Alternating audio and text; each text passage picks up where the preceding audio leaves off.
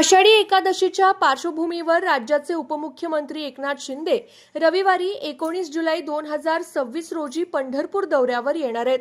या दौऱ्यात ते वारीच्या तयारीचा प्रत्यक्ष आढावा घेणार असून प्रशासनासोबत महत्त्वाची बैठकही घेणार आहेत। उपमुख्यमंत्री एकनाथ शिंदे सकाळी हेलिकॉप्टरने पंढरपूरमध्ये दाखल होतील। त्यानंतर सकाळी 10:30 वाजता श्री विठ्ठल रुक्मिणी मंदिरात जाऊन आषाढी वारीच्या तयारीची प्रत्यक्ष पाहणी करतील। मंदिर परिसरातील भाविकांसाठी करण्यात आलेल्या सुविधा, सुरक्षा व्यवस्था, स्वच्छता, आरोग्य सेवा आणि वाहतूक व्यवस्थेचा आढावा ते घेणार आहेत।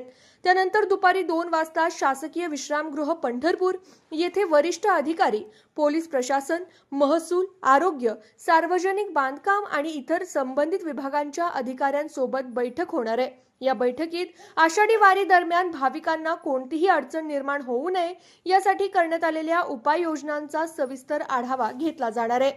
बैठकीनंतर उपमुख्यमंत्री एकनाथ शिंदे हेलिकॉप्टरने सोलापूर मार्गे मुंबईकडे रवाना होणार आहेत।